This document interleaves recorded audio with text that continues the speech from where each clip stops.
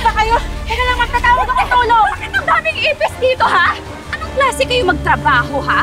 Maglilinis na nga lang kayo ng pool, hindi nyo pa magawa na maayos.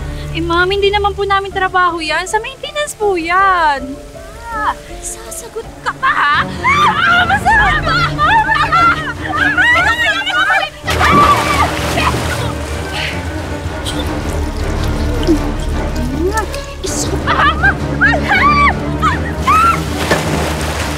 Ayan! Mag-swimming kayo ng mga ipis, total magkakauri naman kayo!